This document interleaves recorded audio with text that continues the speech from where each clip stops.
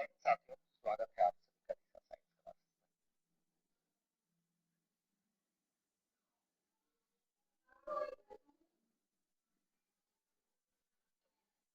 आज के सफर को स्टार्ट करें उससे पहले बताइए आप लोग कैसे हैं। तो ये मेटल के पास कुछ ना कुछ ऊर्जा होगा, इसके पास भी कुछ ना कुछ ऊर्जा होगा। तो ये इसके ऊर्जा में जो परिवर्तन हो रहा है, उस परिवर्तन यानी कि डेल जी को हम लोग क्या मान लिए, एक्स मान लिए। जब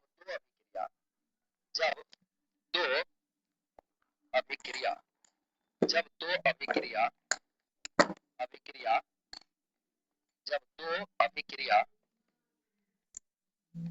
अभिक्रिया दो अभिक्रिया हम लोग लिख लेते हैं, ठीक है। जब दो अभिक्रिया एक साथ हो रही है, जब दो अभिक्रिया जब दो अभिक्रिया एक साथ हो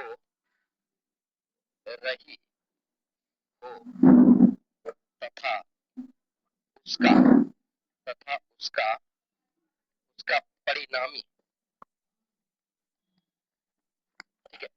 जब दो अभिक्रिया एक साथ हो रही हो जब दो अभिक्रिया एक साथ हो रही हो तो तथा उसका हो और तथा उसका परिणामी डेल जी तथा उसका परिणामी डेल जी का मान मान ऋणात्मक ऋणात्मक हो तो अभिक्रिया तो अभिक्रिया तो अभिक्रिया स्वतः होगी। बताइए, दोनों का परिणामी अगर ऋणात्मक होगा तो अभिक्रिया क्या होगा बाबू, स्वतः होगा, अपने आप होता है। ऐसा हम नहीं बोलते, ऐसा वैज्ञानिकों का मानना है। बताइए बाबू, अगर किसी को इसमें शिकवा और शिकायत है तो ठीक है। अब अगला जो हम लोग को हेडिंग लिखना है वो लिखना है एलिंघम आरेख। क्या लिखेगा बाबू, क्या किसी को कोई दिक्कत है, किसी को कोई शिकवा शिकायत है तो अब बताइए आप।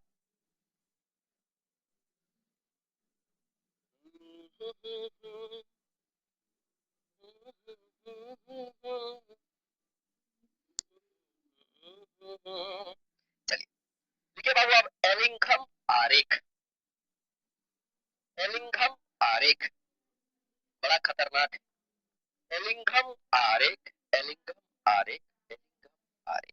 है। हेडिंग मारिए आप लोग, लेट्स स्टार्ट एलिंघम आरेख, ठीक है। चलिए, बहुत मेहनत लगता है बाबू इसको समझने में, और पूरा जो होता है मेहनत करना है आप लोग को समझने में। सर मेहनत करने का मतलब क्या, दौड़ने लगे और राय तो क्या कर रहा है भाई, मेहनत कर रहे सर बोले मेहनत करने के लिए, तब आलिंगम आरेख समझ में आ जाएगा। वो वाला मेहनत नहीं, पूरा दिमाग इधर करना है। एलिंगम एलिंगम आरेख एलिंगम आरेख हेडिंग मारिए एकदम प्यार से, ठीक है। और पूरा मेहनत करना है। मेहनत करने का मतलब क्या है, दौड़ने लगना है नहीं, पूरा ध्यान इधर रखना है, ठीक है। ध्यान एकत्र करना सबसे बड़ा मेहनत।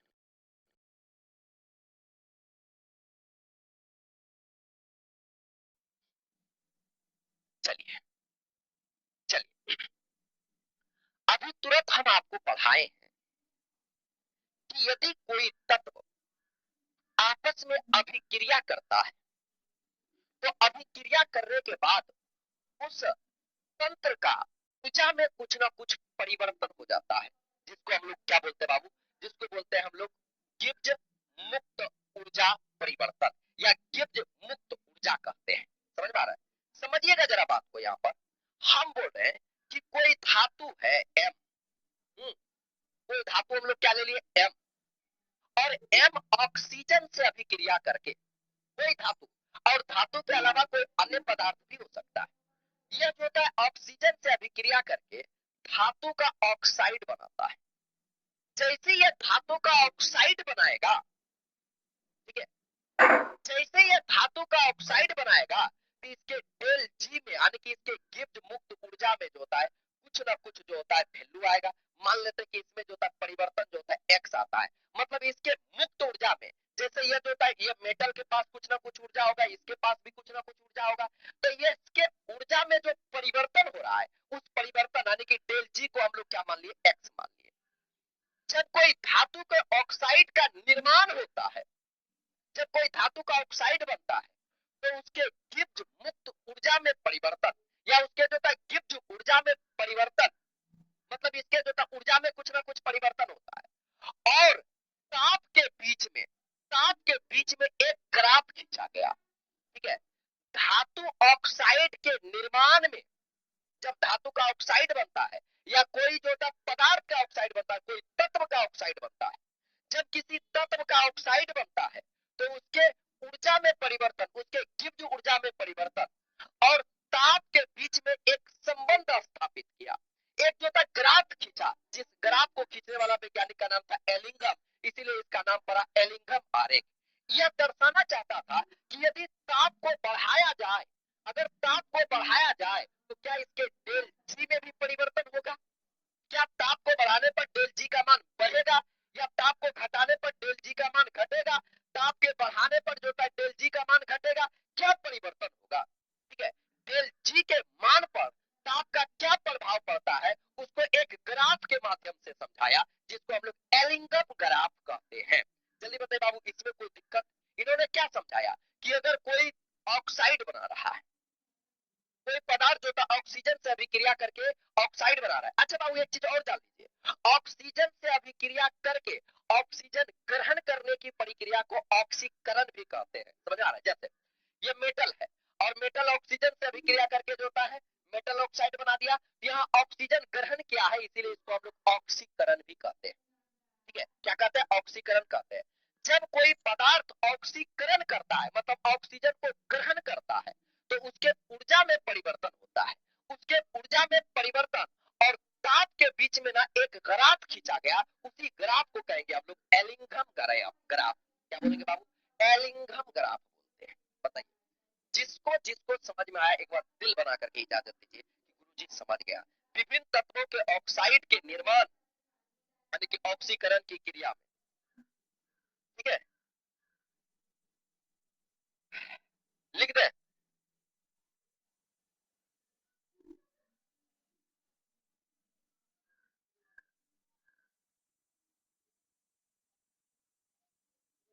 ठीक है सर, स्वतः का मतलब क्या?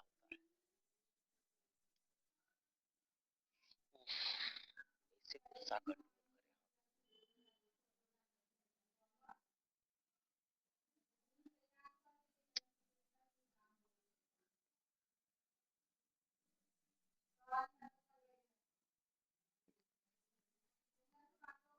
स्वतः का मतलब, स्वतः का मतलब जानते हैं?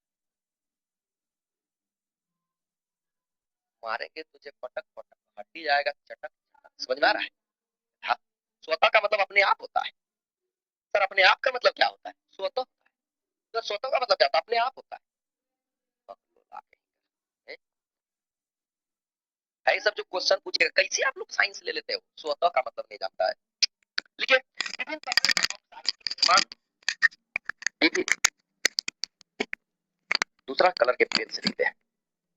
विभिन्न विभिन्न तत्वों के ऑक्साइड, विभिन्न तत्वों के ऑक्साइड के, विभिन्न तत्वों के ऑक्साइड के निर्माण, अगर ऑक्साइड का निर्माण होना है किस प्रक्रिया को क्या कहते हैं? ऑक्सीकरण। ऑक्सीकरण, इस प्रक्रिया को हम लोग क्या कहते हैं? ऑक्सीकरण। विभिन्न तत्वों के ऑक्साइड के निर्माण यानी कि ऑक्सीकरण, ठीक है। ऑक्सीकरण ऑक्सीकरण निर्माण की की गिब्ज गिब्ज मुक्त गिब्ज मुक्त ऊर्जा, गिब्ज मुक्त ऊर्जा ऊर्जा, ठीक है। गिब्ज मुक्त ऊर्जा और किसके बीच में बाबू? ठीक है, विभिन्न तत्वों के निर्माण की गिब्ज मुक्त ऊर्जा एवं एवं ताप ताप के ताप के मध्य मध्य खींचा गया, के मध्य मध्य ताप के मध्य खींचा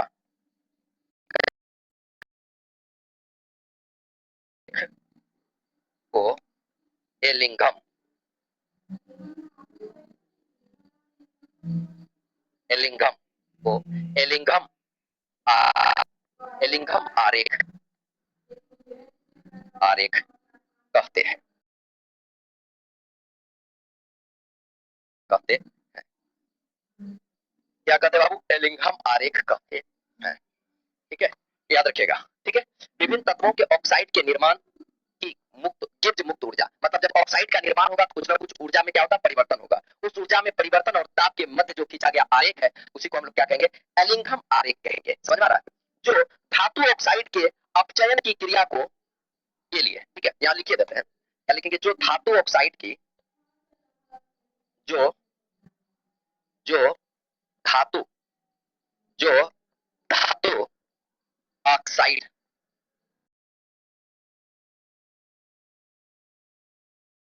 जो धातु ऑक्साइड की अपचयन, जो धातु ऑक्साइड के, लिख दीजिए, जो धातु ऑक्साइड के अपचयन, अपचयन के लिए, जो धातु ऑक्साइड के, जो धातु ऑक्साइड के अपचयन के लिए उपयुक्त, उपयुक्त उपयुक्त अपचायक, उपयुक्त अपचायक, उपयुक्त अपचायक, जो धातु ऑक्साइड के अपचयन के लिए उपयुक्त अपचायक, ठीक है, चुनने में मदद करती है। उपयुक्त अपचायक चुनने में मदद करती है। ठीक है, खाली आप लिख लीजिए, बाकी हम समझाएंगे। ठीक है, चुनने में क्या करती है? मदद करती है। ठीक है, अपचायक अब समझिए किसको कहते हैं। अपचायक किसको कहते हैं बाबू? अपचायक उसको कहते हैं जो अपचयन की क्रिया कराए। सर अपचयन किसे कहते हैं? ठीक है, अपचयन किसे कहते हैं? अपचयन का मतलब समझिए क्या होता है। ऑक्सीकरण का उल्टा होता है अपचयन। ऑक्सीकरण किसके कहते हैं? ऑक्सीकरण उसको कहते हैं किसी किसी पदार्थ में ऑक्सीजन का जुड़ जाना, किसी पदार्थ में ऑक्सीजन का आ जाना ऑक्सीकरण कहलाए, और किसी पदार्थ से ऑक्सीजन को बाहर कर देना, किसी पदार्थ से ऑक्सीजन को भगा देना, क्या कहलाएगा बाबू? अपचयन कहलाएगा। ठीक है, क्या कहलाएगा बाबू? अपचयन कहलाएगा। क्या आप अपचयन समझ गए? जैसे जैसे मान के चलते यहाँ पर हम लिख रहे हैं क्या? MO है या MO2 है। ठीक है, MO2 है। अगर यहाँ से ऑक्सीजन बाहर हो जाएगा ना, तो इस प्रक्रिया को, इस प्रक्रिया को हम लोग कहेंगे अपचयन। बताइए, ऑक्सीजन बाहर होने की प्रक्रिया को क्या कहेंगे? अपचयन। और जो पदार्थ ऑक्सीजन को बाहर कर रहा है, जो पदार्थ इसको बाहर कर रहा है, उसको हम लोग कहेंगे अपचायक। जैसे जैसे हम एक एग्जांपल आपको लेकर के समझाने का प्रयास करते हैं। जैसे आपको बताते हैं कि आपके पास ना जिंक, जिंक ऑक्साइड नहीं, हाँ लिख लेते हैं, आपके पास जिंक ऑक्साइड था, समझिए, जिंक ऑक्साइड, और जिंक ऑक्साइड की अभिक्रिया हम लोग करा देते हैं मैग्नीशियम से, मैग्नीशियम से। अब बताइए बाबू कि जिंक और मैग्नीशियम में कौन ज्यादा क्रियाशील होता है? बताइए, जल्दी बताइए। जिंक और ऑक्सीजन में, जिंक और मैग्नीशियम में कौन ज्यादा अभिक्रियाशील होता है? तो आप कहेंगे कि मैग्नीशियम ज्यादा क्रियाशील होता है। तो मैग्नीशियम क्या करेगा? मैग्नीशियम क्या करेगा? पूरा ताकत लगा करके इसको भगा देगा, इसको भगा देगा, इसको, समझ आ रहा है? ठीक है, अब इसका जो है ना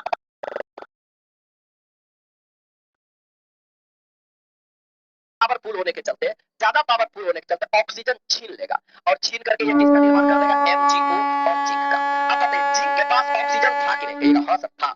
ऑक्सीजन बाहर करने की प्रक्रिया को हम लोग क्या कहते हैं? अपचयन। तो ये ऑक्सीजन को बाहर कर दिया है, समझिए, ऑक्सीजन को बाहर किया है, तो इसका अपचयन हुआ है। ठीक है, और कौन करवाया है? मैग्नीशियम, मैग्नीशियम छीना है ना, तो मैग्नीशियम हो जाएगा हम लोग का अपचायक। जो अपचयन की क्रिया कराए उसको अपचायक कहते हैं। समझ आ रहा है? तो उपयुक्त अपचायक चिन्ह, अपचायक जो होता है चुनने में, इसका जो होता है बहुत ज्यादा योगदान होता है। एलिंगम आरेख का जो होता है ये परिभाषा हुआ। ठीक है, चलिए ये आप लोग उतार लिए होंगे, अब हम लोग आरेख बनाते हैं। ठीक है, आरेख बनाते हैं। ठीक है, क्या बनाते हैं? आरेख। ठीक है, और आरेख मेरे साथ साथ आप लोग को लिखना है। ठीक है, चलिए एलिंगम आरेख को समझने के लिए हम जो है एक युक्ति तैयार कर लेते हैं, और इसी के द्वारा हम लोग एलिंगम आरेख को समझेंगे। ठीक है, अगर आप नहीं समझेगा बाबू, हम आपको बोल रहे हैं कि आपको दांती लग जाएगा खड़े खड़। ठीक है, चलिए इधर लिख लेंगे हम लोग ताप, थोड़ा सा और छोटा कर दे इसको, थोड़े छोटा पड़ जा रहा है इसमें। ठीक है, इधर लिख देते हैं हम लोग क्या? इधर लिख देते हैं हम लोग ताप। क्या हो रहा है? बढ़ता है। ठीक है, और एक तरफ आप लिख लीजिएगा डेल जी नॉट। सर ये डेल जी नॉट क्या होता है? ठीक है, डेल जी नॉट क्या होता है, जल्दी बताइए, क्या आप लोग को पता है, बताइए डेल जी नॉट क्या होता है, कोई बता सकते हैं, del G naught, del G naught, यहाँ पर डेल जी नॉट का मतलब होता है क्या बाबू, यहाँ पर जितना भी हम लोग मान लेंगे ना, एक मोल ऑक्सीजन से अभिक्रिया कराएंगे, कितना मोल, एक मोल ऑक्सीजन से अभिक्रिया कराएंगे, ठीक है, एक मोल ऑक्सीजन से, ठीक है। चलिए अभिक्रिया करा करके देखा गया, एक तरफ आप डेल जी का मान लिख लेते हैं, डेल जी का मान जो है आप 1200 से स्टार्ट कीजिएगा और जीरो तक जाना है, तो पहले हम लोग लिखेंगे, यहाँ हो जाएगा पहला 1200, 1100, 1000, 900, 800, 700, अच्छा थोड़ा बड़ा बड़ा गिफ्ट भी दिया जा सकता है, मान लेते हैं 1200, 1100, 1000, 900, 800, 600, 700, 600, इधर क्या लिखते हैं 600 के बाद, ज्यादा गिफ्ट दे दिए ना, 1200, 1100, 1000, 900, 800, 700, 600, ठीक है, थोड़ा और कम गिफ्ट देना होगा, 1200, 1100 जो होता है कितना हो जाएगा 1000, 900, 800, 700, 600, 500, 400, 300, 200, 100 और इसको मान लेते हैं, ठीक है। यहाँ जो है ऊर्जा का मान दिया है, ठीक है, और इधर हम लोग क्या देंगे बाबू, टेम्परेचर का मान देंगे, 1 2 3 4 5 6, ठीक है, यहाँ दे देंगे हम 1 2 3 4 5 और यहाँ दे दिया हम 6, ठीक है, एडजस्ट करके इसको, ठीक है। अब यहाँ पर हम लोग को मान देना है, सभी का जो होता है वैल्यू आपको खुद देने चलना है। यहाँ लिखना है इसका मान निगेटिव होना चाहिए, तो माइनस में लिखना है 1200, हो जाएगा माइनस में 1100, ठीक है, यहाँ माइनस में हो जाएगा हम लोग का 1000, या माइनस में हो जाएगा क्या हम लोग का 900, फिर माइनस में क्या हो जाएगा हम लोग का 800, माइनस में क्या हो जाएगा हम लोग का 700, माइनस में हो जाएगा हम लोग का 600, माइनस में हो जाएगा हम लोग का 500, माइनस में हो जाएगा हम लोग का कितना 400, माइनस में 300, माइनस में 200, माइनस में 100, इस तरह से हम गिब्स मुक्त ऊर्जा परिवर्तन को दर्शा दिए, आपको भी इसी तरह से लिखना है, ठीक है, इसी तरह से लिखते चलना है, ठीक है।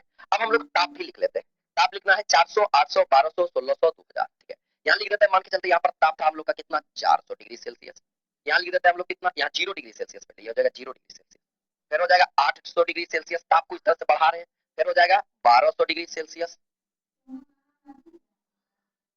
ठीक है, फिर क्या हो जाएगा हम लोग का 1200 हो गया, इधर हो जाएगा 1600, इधर कितना हो जाएगा, चार का चार, चार दूना 8, चार दिया 12, चार चौके 16, चार पंचे 20, यानी कि 2000 डिग्री सेल्सियस कर दिए, ठीक है, इस तरह से ताप को भी हम लोग क्या कर दिए दर्शा दिए, ठीक है, 4 8 12 16 20, इस तरह से ताप को दर्शाए, ठीक है।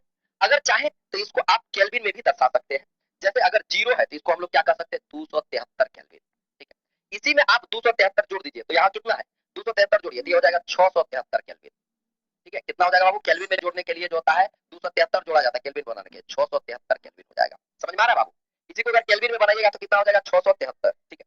अब इसमें क्या कीजिएगा 273 जोड़ दीजिए, तो ये हो जाएगा 1073 केल्विन, इसमें भी 273 जोड़ दीजिएगा तो ये हो जाएगा 1473 केल्विन, इसमें भी जोड़िए तो ये हो जाएगा 1800 जो होता है 73 केल्विन, 1873 केल्विन, और ये क्या हो जाएगा हम लोग का 2273 केल्विन, ठीक है, ये हो जाएगा हम लोग का ताप का मान, इस तरह से सब चीज आपको दर्शाते चलना है, ठीक है, ऐसा हम नहीं बनाए हैं, ऐसा एलिंघम साहब ने बनाए हैं, ये ग्राफ हम बनाए ना, हम ये सब ग्राफ कहे बनाएंगे, ठीक है। चलिए उन्होंने क्या किया, उन्होंने अभिक्रिया कराया, ठीक है, उन्होंने अभिक्रिया कराया किसका, कार्बन और ऑक्सीजन का, ठीक है, चलिए हम लोग समझने का प्रयास करते हैं, ठीक है, किसका किसका अभिक्रिया कराया बाबू, कार्बन और ऑक्सीजन का अभिक्रिया कराया, ठीक है। जब उन्होंने कार्बन की अभिक्रिया ऑक्सीजन के 1 मोल से कराया, यहाँ पर 1 मोल होना चाहिए, एक ही होना चाहिए, तो उन्होंने पाया कि इसका डेल जी का जो मान होता है, डेल जी का जो मान होता है, डेल जी का मान वो लगभग जो है 350 के आसपास में निकला, 350 के आसपास में, हम लगभग बोल रहे हैं पूरा पूरी नहीं, कितना के आसपास में निकला, 350 के आसपास में निकला, और इसका इस पर ताप दिया गया, मतलब ताप बढ़ाया गया, जैसे जैसे ताप को बढ़ाते हैं इसके डेल जी के मान में कोई परिवर्तन नहीं होता है, मतलब ताप जितना भी बढ़ा दिया गया इसके डेल जी के मान में कोई परिवर्तन नहीं होता, अगर अगर डेल जी के मान में परिवर्तन होता तो हम लोग ऐसे ऐसा ग्राफ बताते हैं, ऐसा ग्राफ क्या दर्शाता है, ऐसा ग्राफ दर्शाता है कि इसमें भी परिवर्तन हो रहा है और इसमें भी परिवर्तन हो रहा है, इसमें मतलब डेल जी में भी परिवर्तन हो रहा है और ताप में भी परिवर्तन हो रहा है, लेकिन यदि आप ग्राफ को ऐसे बना रहे हैं इसका मतलब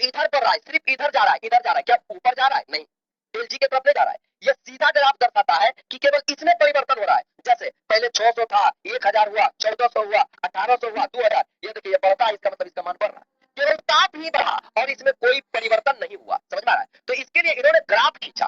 बताइए क्या कार्बन डाइऑक्साइड की अभिक्रिया में, जब कार्बन की अभिक्रिया, फिर से हम बोल रहे हैं, जब कार्बन की अभिक्रिया ऑक्सीजन के 1 मोल से कराया जाता है, कितना से? ऑक्सीजन के 1 मोल से कराया जाता है, ठीक है, 1 मोल से कराया जाता है, तो याद रखना बाबू, जब कार्बन की अभिक्रिया ऑक्सीजन के कितने मोल से कराया जाता है? 1 मोल से कराया जाता है, तो याद रखना है क्या करना है हम लोग को, ठीक है, इसके जो ऊर्जा में कोई परिवर्तन नहीं होता है, कोई परिवर्तन नहीं होता। जब ये दोनों के बीच होगा 350 होगा, तो 300 और 400 के बीच में होगा, हो किसके किसके बीच में होगा? 300 और 400 के बीच में होगा। और इसका क्या ऊर्जा में कोई परिवर्तन होता है? नहीं। इसलिए यहाँ पर सीधा ग्राफ हम लोग को दर्शाना है, इसकी ऊर्जा में जो होता है, ताप बढ़ने पर जो होता है डेल जी में कोई परिवर्तन नहीं होता है, ठीक है, ये सीधा ग्राफ हो गया, ठीक है। और ये ग्राफ क्या दर्शाता है? ये ग्राफ दर्शाता है कि कार्बन की अभिक्रिया, किसकी अभिक्रिया हो? कार्बन की अभिक्रिया, और कार्बन की अभिक्रिया ऑक्सीजन के 1 मोल के साथ कराया गया है, और क्या बना है? कार्बन डाइऑक्साइड बना है। क्या बना है बाबू? कार्बन डाइऑक्साइड बना है। जल्दी से इसको मेरे साथ साथ उतार लीजिए, अन्य तो जब हम ग्राफ बना देंगे ना तो आपका होश उड़ जाएगा, ठीक है। चलिए बताइए बाबू, क्या कार्बन की अभिक्रिया जब ऑक्सीजन के साथ कराई जाती है तो ताप बढ़ाने पर इसके डेल जी यानी कि गिब्स ऊर्जा परिवर्तन में कोई दिक्कत होता है क्या? जल्दी बताइए, जल्दी बताइए, जल्दी बताइए। अरे आप एल साइज का बना दीजिए, चाहे ऐसे बना दीजिए, कोई दिक्कत वाली बात नहीं है, कोई टेंशन वाली बात नहीं है। लिख लिया बाबू? बताइए आप लोग, क्या आपने ये लिख लिया? लिख लिया? जल्दी से बताइए, क्या आपने लिख लिया? Yes sir, I have written, हमने इसको लिख लिया। चलिए, फिर इन्होंने क्या किया? कॉपर की अभिक्रिया ऑक्सीजन के साथ कराया। किसकी अभिक्रिया बाबू? कॉपर की अभिक्रिया ऑक्सीजन के साथ, पहला अभिक्रिया इसके साथ कराया। फिर याद रखिएगा कि कॉपर की अभिक्रिया जो था ऑक्सीजन के साथ कराया। जब उन्होंने कॉपर की अभिक्रिया ऑक्सीजन के साथ कराया तो इसके पास ऊर्जा थोड़ा सा कम आया, ठीक है, ऊर्जा का मान जो है थोड़ा सा कम रहा, और इस तरह से जो है इसका ग्राफ बना, इस तरह से ऊपर की ओर इसका ग्राफ गया। समझिए, ऊपर की ओर ग्राफ गया, इसका मतलब क्या होता है? इसका मतलब समझिए, पहले यहाँ पर लिख देते हैं किसका अभिक्रिया, हम लोग कॉपर की अभिक्रिया किसके साथ कराए? ऑक्सीजन के साथ। जब ऑक्सीजन के साथ हम लोग कराते हैं तो हम लोग को प्राप्त हो जाता है क्या? Cu2 और O। संतुलित करने के लिए यहाँ पर आप 4 लगा सकते हैं, हो जाएगा संतुलित। आप समझिए, इसका मतलब ये होता है जब कॉपर की अभिक्रिया ऑक्सीजन के साथ कराई जाती है तो कुछ ना कुछ गिब्स मुक्त ऊर्जा होगा, ठीक है, गिब्स मुक्त ऊर्जा होगा। अब ये जो ऊर्जा होता है, ये ऊर्जा कितना होता है? वो 300 से थोड़ा सा जो होता है अधिक होता है। देखिए 300 है और नीचे मतलब अधिक है, इधर हम लोग बढ़ रहे हैं ना, 300 से जो होता है थोड़ा सा जो होता है गिब्स मुक्त ऊर्जा परिवर्तन इसका क्या होता है? अधिक होता है। समझिएगा, 300 से जो है थोड़ा सा जो होता है इसका क्या होता है? नीचे होता है, लगभग 300 के बराबर होता है, ठीक है। अब ये जो ग्राफ आपका ये ऐसे जा रहा है, इसका मतलब ये हो रहा है कि जब हम लोग ताप बढ़ा रहे हैं, यहाँ पर ताप कितना था? 0, लेकिन ताप अब देखिए ग्राफ यहाँ चल गया तो 400, 800, जैसे जैसे ताप बढ़ता है तो डेल जी का मान भी क्या होता है? इसका बढ़ता है। डेल जी का मान भी क्या होता है? बढ़ता है। समझ में आ रहा है बाबू? डेल जी का मान भी क्या होता है? बढ़ता है, ठीक है। चलिए, तो ये ऊपर की ओर जो ग्राफ दर्शाया कि डेल जी का मान क्या होता है? बढ़ता है, ठीक है। उसके बाद उन्होंने क्या किया? उसके बाद उन्होंने मैग्नीशियम की अभिक्रिया ऑक्सीजन के साथ कराया। किसके साथ कराया? ऑक्सीजन के साथ। समझिए, मैग्नीशियम की अभिक्रिया जब उन्होंने ऑक्सीजन के साथ कराया, दूसरा कलर का पेन लेते हैं, ठीक है, दूसरे कलर के पेन से समझाते हैं। किसका अभिक्रिया बाबू? मैग्नीशियम की अभिक्रिया 1 मोल ऑक्सीजन से कराया, तो इसका मान जो होता है ना, माइनस में जो है इससे थोड़ा सा अधिक होता है, इस तरह से होता है, इस तरह से देख लीजिएगा। 1100 से जो होता है, 1100 से थोड़ा ऊपर चलना है, मतलब कम। 1100 से थोड़ा जो होता है अधिक चलना है, ठीक है। निगेटिव के दृष्टिकोण से देखेगा तो अधिक, और पॉजिटिव के दृष्टिकोण से देखेगा तो जो होता है कम चलना है, ठीक है। 1100 माइनस 1100 से जो है थोड़ा सा जो तो ऊपर चलना है, यहाँ तक आए, यहाँ पर आए, और इसका जो मान हम ऐसे करके दर्शाए, इसका मान ऐसे करके दर्शाए, इस तरह से, ठीक है। और यहाँ से जो बाबू, यहाँ से ये थोड़ा सा मुड़ जाता है, इस तरह से मुड़ जाता है, इस तरह से ये क्या हो जाता है? मुड़ जाता है। चलिए यहाँ पर मुड़ा हुआ ऐसे दर्शा दिया, ठीक है। जब इसकी अभिक्रिया किससे हम लोग करा रहे हैं? मैग्नीशियम से। जब इसकी अभिक्रिया आप मैग्नीशियम से कराइएगा ना, तो एम जी की अभिक्रिया आप किससे करा दीजिए? मैग्नीशियम से, और प्राप्त क्या हो जाएगा आपका? M G. क्या प्राप्त हो जाएगा बाबू? एम जी ओ प्राप्त हो जाएगा। इसका नाम है एलिंगम आरेख, ठीक है। एलिंगम आरेख है बाबू, अगर आप नहीं समझ रहे हैं तो दांती लग जाएगा और समझ में नहीं आएगा, और जो समझ रहा है आसान है, ठीक है।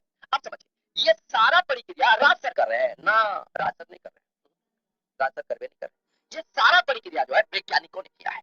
इन्होंने देखा कि जब मैग्नीशियम की अभिक्रिया 1 मोल ऑक्सीजन के साथ कराया जाता है, 1 मोल ऑक्सीजन के साथ कराया जाता है, तो इसके ये ना कुछ ऊर्जा को मुक्त करता है, इसके ऊर्जा में कुछ ना कुछ परिवर्तन होता है, इस तंत्र के ऊर्जा में कुछ ना परिवर्तन होता है। वह परिवर्तन जो था ना, 1100 और 1000 के बीच में था। यहाँ पर लिखिए 1100 माइनस 1100 से जो था थोड़ा सा कम, ठीक है। या आप कह सकते हैं कि थोड़ा सा कम, अगर ज्यादा होता तो नीचे आ जाता, थोड़ा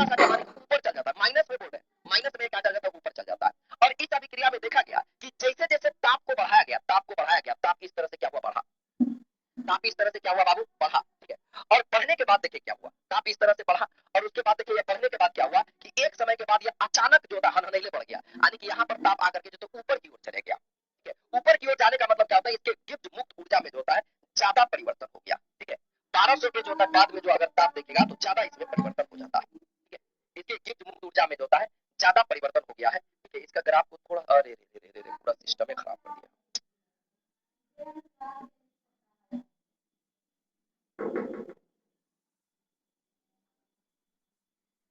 गड़बड़ कर दिए। चलिए चलिए कोई बात नहीं, आ गया है, जगह पर आ गया, नहीं जगह पर ये आ गया। ठीक है, चलिए तो इसको हम लोग क्या करते हैं, थोड़ा सा कोशिश करते हैं। चलिए कोई बात नहीं है, इसको हम लोग ऐसे करके दर्शाते हैं।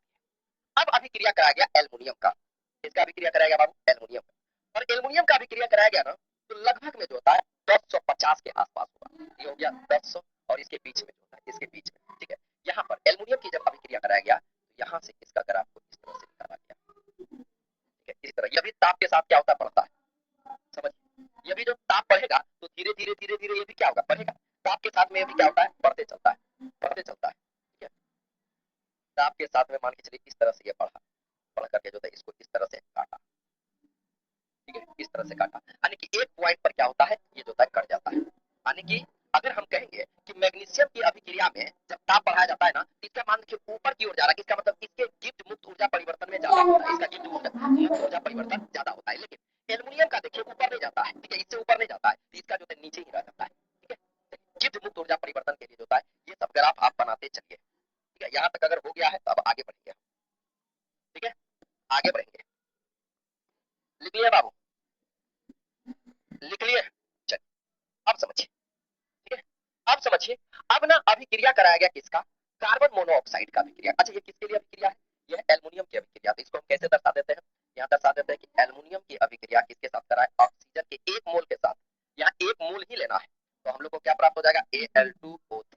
संतुलित करने के लिए आपको क्या करना होगा, यहाँ तो 2 एल्युमिनियम है तो 2 एल्युमिनियम, यहाँ 2 ऑक्सीजन है लेकिन यहाँ पर 3 ऑक्सीजन हो गया। इसको संतुलित करने के लिए हम लोग क्या लिख सकते हैं, लिख सकते हैं हम लोग,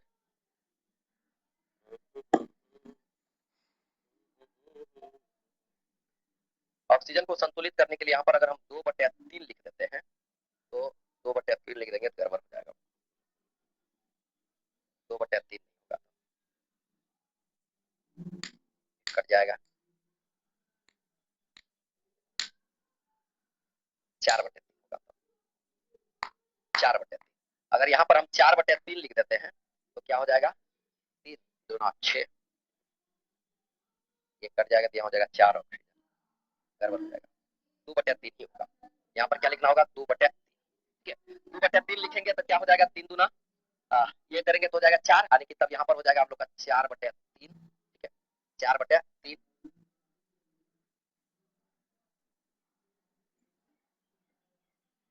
तो ये थोड़ा हमको संतुलित देखना पड़ेगा, 2/3 हो जाएगा। ठीक है, 2/3 करेंगे तो ये जो होता है क्या हो जाएगा, 4/, यहाँ पर हो जाएगा 3, 4/3। ठीक है, ऑक्सीजन कर जाएगा 2, संतुलित हो गया, ये अभिक्रिया संतुलित हो गया, इसको आप लोग देख लीजिएगा। ठीक है, यहाँ पर जो है ना एक चीज और हम लोग कर सकते हैं,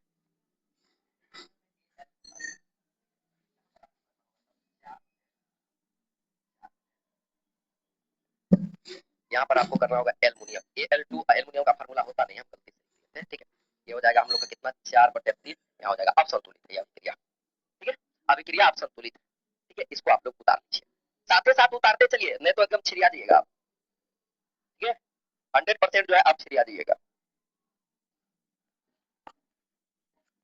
हो गया, चलिए अब जो था कार्बन की अभिक्रिया ऑक्सीजन के साथ कराया गया। ठीक है, कार्बन की अभिक्रिया किसके साथ कराया गया, ऑक्सीजन के साथ। सुनिएगा, कार्बन की अभिक्रिया जब ऑक्सीजन के साथ कराया गया ना, तो इसमें जो होता है कार्बन की अभिक्रिया ऑक्सीजन के साथ कराया गया, यहाँ पर भी देखिए कार्बन की अभिक्रिया ऑक्सीजन के साथ कराया गया था, कार्बन की अभिक्रिया ऑक्सीजन के साथ कराया गया था तो कार्बन डाइऑक्साइड प्राप्त हुआ था।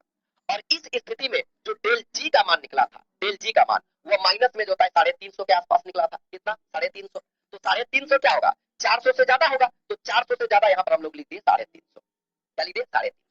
अब क्या होता है, जब कार्बन की अभिक्रिया ऑक्सीजन के साथ कराया जाए और कार्बन मोनोऑक्साइड प्राप्त हो, क्या प्राप्त होगा, वो कार्बन डाइऑक्साइड ने कार्बन मोनोऑक्साइड, कार्बन मोनोऑक्साइड प्राप्त होता है ना, तो इसका मान जो होता है, इसका मान 200 से अधिक डेल जी का जो था मान, डेल जी का मान लगभग 280 के आसपास आता है, 280 270 मान लेते हैं, ठीक है, इतना के आसपास आता है। इसका मतलब अगर डेल जी का मान 280 या 270 आ रहा है तो 280 और 270 किसके किसके बीच होगा, 200 और 300 के बीच होगा, ठीक है। और इसमें क्या किया गया बाबू, इसमें देखा गया इसमें देखा गया कि जैसे ताप को बढ़ाया गया, जैसे ताप को बढ़ाया गया तो डेल जी का मान घटते घटते घटने घटने लगा। जैसे ताप बढ़ाया तो डेल जी का मान पहले इतना था, अब जो था और घटने लगा और घटने लगा, -3 हो जाएगा, -400, इस तरह से घटने लगा, ठीक है। तो जब कार्बन मोनोऑक्साइड की अभिक्रिया कराया गया, देखिए बाबू, जब कार्बन की अभिक्रिया किसके साथ कराया गया, ऑक्सीजन के साथ, तो कार्बन मोनोऑक्साइड प्राप्त हुआ और ये जो था इस प्रकार से इसका ग्राफ नीचे की ओर आ गया, ठीक है। ये किसको रिप्रेजेंट करता है, ये ग्राफ बताइए किसको रिप्रेजेंट करता है, जल्दी से एक बार आप लोग बताइए, ये ग्राफ किसको रिप्रेजेंट करता है, कोई बता सकते हैं। ये जो ग्राफ है, ये ग्राफ रिप्रेजेंट करता है कार्बन की अभिक्रिया ऑक्सीजन के साथ कराया गया है और क्या प्राप्त करता है, बनाता है, कार्बन मोनोऑक्साइड बनाता है, ठीक है। यहाँ पर लिख दीजिए आप 2 और यहाँ पर भी हो जाएगा 2, 2 कार्बन 2 ऑक्सीजन, 2 कार्बन 2 ऑक्सीजन, ये कार्बन मोनोऑक्साइड का ग्राफ है, ठीक है। जब कार्बन की अभिक्रिया ऑक्सीजन के साथ कराई जाती है और कार्बन मोनोऑक्साइड प्राप्त होता है तो बताइए कितना ऊर्जा मुक्त करता है, ये मुक्त करता है 200 और 300 के बीच में, इसीलिए इसके लिए 200-300 के बीच में जो था ऊर्जा मुक्त किया है। और ताप जैसे बढ़ाते थे इसका मान घटता है तो नीचे की ओर इसका हो जाएगा मान, ठीक है। इसका मान क्या होता है, घटता है, इसीलिए हम लोग क्या कर दिए, नीचे की ओर लिखे हैं। आगे बढ़े, आगे बढ़े, जल्दी बताइए, जल्दी बताइए आप लोग, क्या आगे बढ़ जाए हम लोग। चलिए अब जिंक पर हम लोग बात करेंगे, ठीक है। इस पे बात करेंगे, अब हम लोग जिंक पर बात करेंगे, ठीक है। ये तो हो गया। चलिए अब हम लोग जिंक का अभिक्रिया जो है ऑक्सीजन के साथ कराते हैं। जिंक का अभिक्रिया वैज्ञानिकों ने ऑक्सीजन के साथ कराया गया, जिंक का अभिक्रिया ऑक्सीजन के साथ कराया गया तो ZnO बना। जब ZnO बना तो इसका जो ऊर्जा निकला, मतलब जब अभिक्रिया होगा तो कुछ ना कुछ ऊर्जा वो क्या करेगा, मुक्त करेगा। ये जो ऊर्जा मुक्त किया ना, वो जो ऊर्जा मुक्त किया 600 से जो है थोड़ा सा कम किया, 600 से अगर थोड़ा सा कम किया तो 600 से थोड़ा सा नीचे ऐसे ग्राफ खींचेंगे, ठीक है। और इसका ग्राफ को हम लोग क्या करेंगे, ऐसे करके दर्शा देंगे। इसका ग्राफ मान के चलते ऐसे करके हम क्या करेंगे, इसका ग्राफ है बाबू जिंक ऑक्साइड का, रुक जाइए थोड़ा, इसका ग्राफ को जो है कहाँ से 600 से इस तरह से, ठीक है। यहाँ से इसका ग्राफ को थोड़ा सा टेढ़ा कर दीजिएगा, इस तरह थोड़ा सा इसका ग्राफ क्या करना है, टेढ़ा। ये टेढ़ा ग्राफ क्या दर्शाता है, ये टेढ़ा ग्राफ दर्शाता है कि एक ताप तक तो ये बढ़ता था, ठीक है, ये जो मुक्त ऊर्जा क्या होता है, ये बढ़ता था, लेकिन जब एक ताप के बाद ये सन मतलब बहुत तेजी से बढ़ता है, तो इसको हम लोग लिखेंगे क्या, ये ZnO है, ये अभिक्रिया करता है और क्या बनाता है, ZnO बनाता है, 1 मोल ऑक्सीजन से, ठीक है। तो इसको संतुलित करने के लिए यहाँ पर 2 कर सकते हैं, यहाँ पर भी आप 2 कर सकते हैं, बस बना लीजिए। इसका भी जिंक का भी आप ग्राफ बना लीजिए, बना लिए, जिंक का ग्राफ आप लोग बना लिए, जिंक का ग्राफ आप लोग बना लिए बाबू। चलिए अब अंतिम हम लोग को बनाना है और वो है आयरन, ठीक है। आयरन का जब ग्राफ बनाइएगा तो इसका मान जो होता है, आयरन का जो मान होता है बाबू, आयरन का याद रखिएगा, आयरन का जो मान निकलता है ये इन दोनों के बीच निकलता है, ठीक है। इन दोनों के क्या निकलता है, वो बीच निकलता है। और यहाँ पर जो आयरन का ग्राफ होगा हम लोग का, आयरन का जो ग्राफ होगा या Fe ऑक्सीजन से अभिक्रिया करके क्या बनाएगा, FeO, ठीक है। ये जो ग्राफ होगा, ठीक है, इस ग्राफ को भी आप लोग दर्शा लीजिएगा, दो को यहाँ पर आप 2 लिख सकते हो, ठीक है। ये जो Fe जब ऑक्सीजन से अभिक्रिया करके FeO बनाता है तो कितना ऊर्जा मुक्त करता है, 400 और 500 के बीच ऊर्जा मुक्त करता है, किसके किसके बीच, 400 और 500 के बीच होता है ऊर्जा मुक्त करता है। और इसका ग्राफ को हम लोग बना करके हटा दिए, ठीक है, निकाल दिए। ये है हम लोग का एलिंघम आरेख, ठीक है। इस एलिंघम आरेख को आपको याद करना पड़ेगा, ठीक है। क्या तत्व है, 1 2 3 4 5 6 7, 7 गो तत्वों का जो होता है बारे में आपको अध्ययन करना है, मात्र और मात्र 7, ठीक है। कितना, 7, ओनली 7, ओनली 7, ठीक है। बस इतना ही काफी है आपका। एगो कार्बन डाइऑक्साइड का भी है लेकिन आपको उस पर ध्यान, ठीक है। ये सारा का सारा ग्राफ आपको 7 को याद रखना है, ठीक है। देखिए बाबू, किसका मान कितना है ना, ये हम नहीं बता सकते, ये वैज्ञानिकों ने प्रयोग करके निकाला है बाबू। ये कोई भी दुनिया का कोई भी आदमी हो, राज सर हो या दुनिया का कोई भी टीचर हो, वो याद करके ही बताएंगे, क्योंकि हम लोग लेब में जाकर के या आप लोग लेब में जाकर के जो होता है ना, एक्सपेरिमेंट नहीं कीजिएगा, ठीक है। ये सभी मान को जो है वैज्ञानिकों ने निकाला है और ऐसा ऐसा इसका ग्राफ बना है। ये ग्राफ को आप लोग उतार लीजिएगा, इसका नाम होता है एलिंग ग्राफ, ठीक है। इसको जो हाथ से बनाने में ना बाबू हालत खराब हो जाता है आदमी का, लेकिन अगर आपको याद रहेगा कि कैसे कैसे होता है, अगर आप नहीं समझते ना, सीधा सीधी आपको हम एक जुगाड़ बताते हैं, एक जुगाड़ बताते हैं, जिसकी क्रियाशीलता अधिक होता है उसको नीचे लिखना है। जैसे मैग्नीशियम और एल्यूमिनियम में किसका होता है, बताइए किसका होता है, तो आप ये कि सर मैग्नीशियम का, मैग्नीशियम को नीचे, इससे ऊपर एल्युमिनियम को, उससे कम क्रियाशीलता किसका होता है, जिंक का, तो जिंक को जो होता है और ऊपर लिखे, ठीक है। उसके बाद किसका होता है, वो आयरन का, ठीक है। उसके बाद कौन होता है, सबसे कम कौन होता है बेचारा, कॉपर, ठीक है। तो याद रखिएगा मैग्नीशियम, एल्युमिनियम, जिंक, आयरन और कॉपर, चार को हो गया, चार को हो गया, एक दो तीन चार पांच, पांच को धातु याद रखना है। और सबसे कम होता है कौन, कॉपर, तो सबसे ऊपर कॉपर लिखना है, ठीक है। उससे कम होता है, उससे ज्यादा होता है आयरन, तो उसके बाद आयरन लिखना है। उससे ज्यादा जिंक, उसके बाद जिंक, उससे ज्यादा एल्युमिनियम, उसके बाद एल्युमिनियम, उसके बाद मैग्नीशियम, समझ आ रहा है। बीच में आपको कार्बन लिखना है, ठीक है। बीचों बीच जो होता है ये दोनों के बीच 3.5, और एक कार्बन जो होता है मोनोऑक्साइड का जो होता है नीचे का, बस ये याद रखना है, ठीक है। बस सब तो ऊपर ऊपर ऊपर ऊपर ऊपर कर देना है बस, अगर आपको नहीं समझ में आए तो, जिसकी क्रियाशीलता अधिक होता है।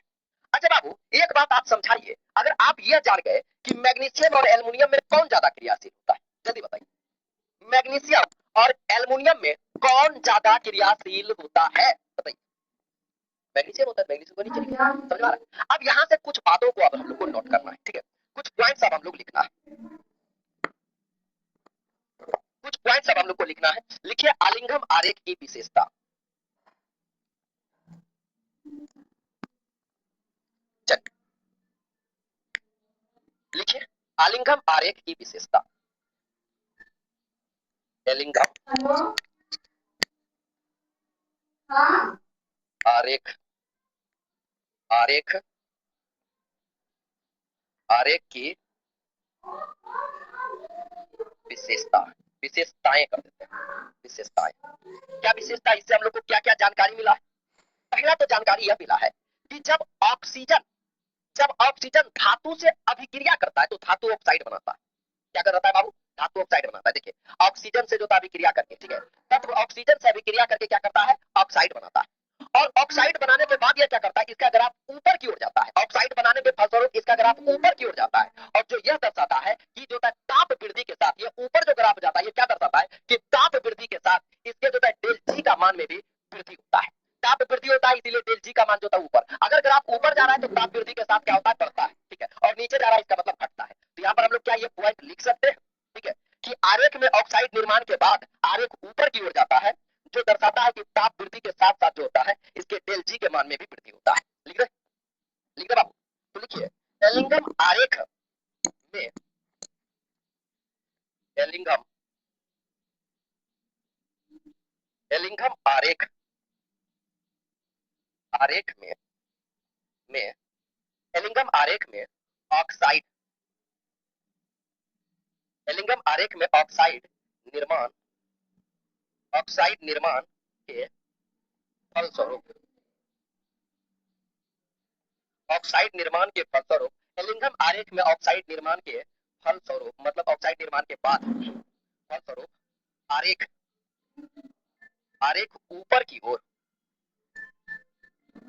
ऊपर की ओर जाता है, जाता है, जो जो यह जो यह दर्शाता है, जो यह दर्शाता है कि ताप वृद्धि, ताप वृद्धि, यह दर्शाता है कि ताप वृद्धि के साथ डेल जी के मान में भी, डेल जी के मान में भी वृद्धि होता है, वृद्धि होता है, डेल जी के मान में भी क्या होता है, वृद्धि होता है, जल्दी से लिख लीजिए। ताप वृद्धि के साथ में क्या होता है बाबू, डेल जी के मान में भी क्या होता है, वृद्धि होता है, ठीक है, डेल जी के मान में भी क्या होता है, वृद्धि होता है, ठीक है।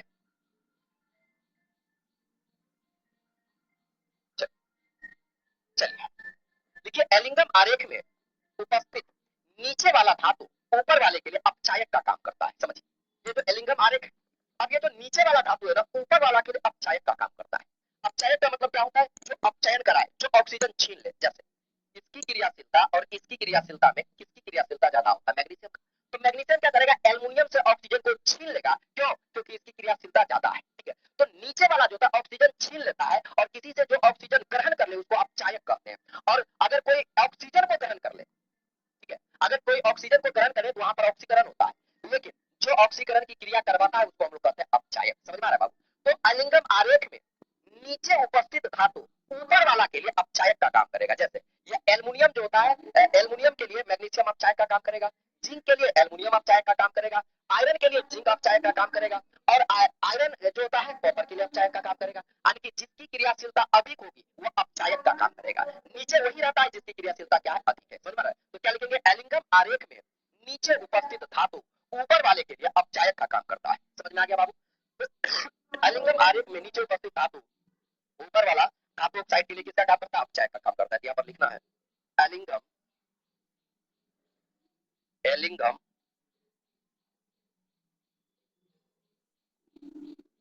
आरेख में, एलिंगम आरेख में, में नीचे वाला, नीचे वाला एलिंगम आरेख में नीचे वाला धातु, धातु ऊपर वाला, ऊपर वाला, ऊपर वाला धातु ऑक्साइड, ऑक्साइड के लिए ऑक्साइड के लिए अपचायक, अपचायक का काम करता है। किसका काम करता है, अपचायक का काम करता है। ठीक है, नेक्स्ट पर अब हम लोग बात करेंगे, नेक्स्ट पर अब हम लोग को बात करना है और नेक्स्ट हो जाएगा हम लोग का पॉइंट नंबर 3। ठीक है, चलिए आगे बढ़ जाए बाबू।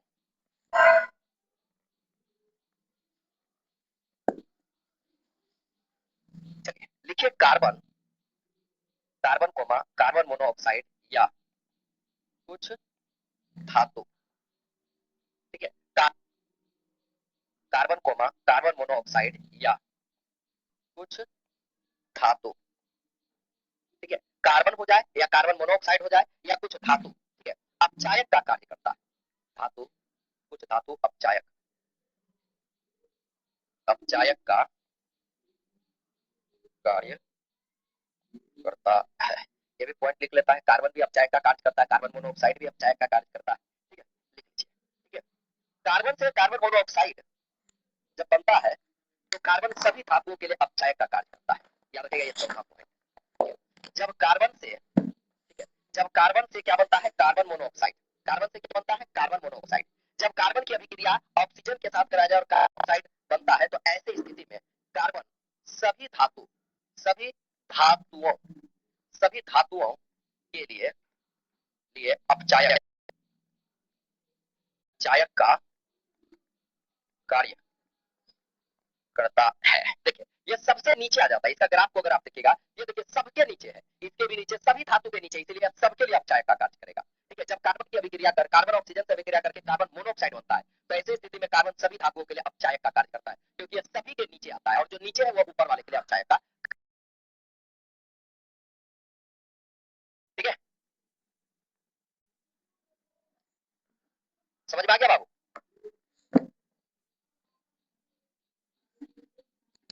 समझ में आ रहा है? चलिए लिख लिए, पांचवा पॉइंट लिखे क्या, दूसरा हाथ में लिख देते हैं। देखिए एलिंगम आरेख जो होता है वो सीधा होता है, लेकिन कहीं कहीं आप देखते हो ऐसे मुड़ जाता है। ये मुड़ा हुआ यह दर्शाता है कि अवस्था में परिवर्तन हुआ है। ठीक है, तो कहेगा कि एलिंगम आरेख में, एलिंगम आरेख मुड़ जाता है तो वो किसको दर्शाता है, अवस्था में परिवर्तन को दर्शाता है। यहाँ पर लिखेंगे एलिंगम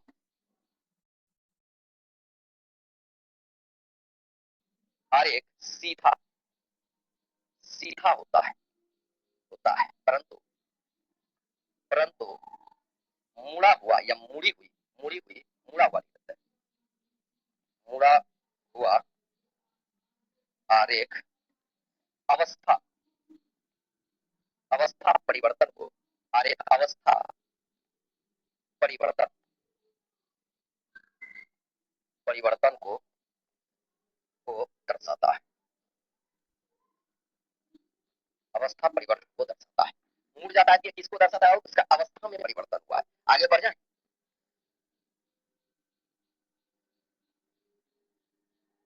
हो गया, हो गया, बस रहने देते हैं 5 पॉइंट, 5 पॉइंट रहने देते हैं। आपको क्या लगता है कि विद्यार्थी नहीं है, पूछ रहा है सर कितना विद्यार्थी है? बाबू पढ़ने वाले विद्यार्थी बहुत है। ठीक है, आपको क्या लगता है कि वो आप ही पढ़ने वाले? नहीं, अगर आप भाग रहे हैं तो यू आर खराब विद्यार्थी। ठीक है, चलिए पांचवा और छठा पॉइंट लिख देते हैं। देखिए बाबू, अगर किसी धातु ऑक्साइड के लिए डेल जी का मान जो है वो धनात्मक निकल गया, मान के चलते कोई धातु था और उसके लिए डेल जी का मान क्या हो गया, धनात्मक निकल गया, तो उसके अपचयन के लिए जो था कोई विशेष विधि का प्रयोग नहीं किया जाता है। बस उस धातु को आप क्या कर दिए, उस धातु को ऑक्साइड को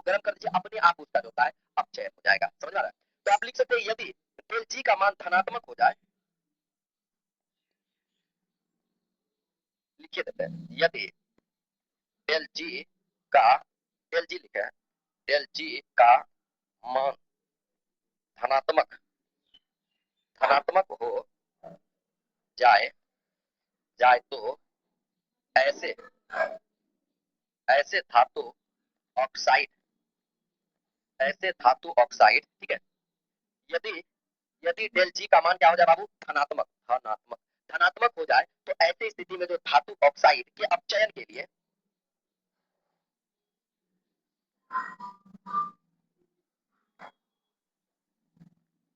ऐसे धातु ऑक्साइड के अपचयन के लिए अपचायक अपचायक की आवश्यकता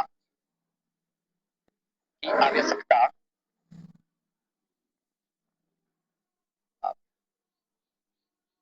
आवश्यकता नहीं पड़ती है, ठीक है। यदि डेल जी का मान क्या हो जाए, धनात्मक हो जाए तो ऐसे धातु ऑक्साइड के अपचयन के लिए जो होता है अपचायक की आवश्यकता नहीं पड़ती है, केवल गर्म कर देने पर जो होता है यह क्या हो जाता है, जो होता है अपचयित हो जाता है, ठीक है। सिर्फ गर्म करने पर वह ऑक्साइड अपचयित हो जाता है,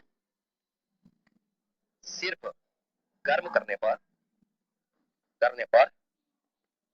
धातु ऑक्साइड धातु ऑक्साइड धातु ऑक्साइड अपचयित अपचयित हो जाता है। चलिए, हो गया कंप्लीट आपका एलिंगम आरेख, ठीक है। चलिए, हो गया एलिंगम आरेख, खत्म हो गया।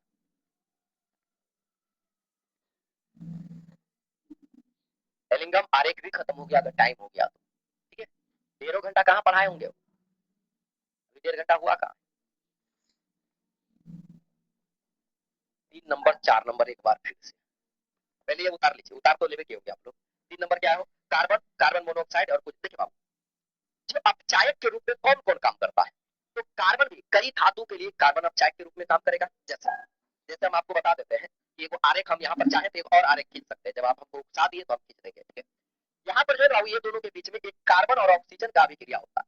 तो कार्बन जो है ना, कार्बन जैसे ये जो होता है, कार्बन जो होता है धातु के लिए जो होता है, धातु के लिए अपचायक का काम करता है। चलिए, वो आरेख खींच ही देते हैं, ठीक है। एक आरेख हम छोड़ दिए थे, लेकिन अब जो है ये आरेख हम खींच ही देते हैं।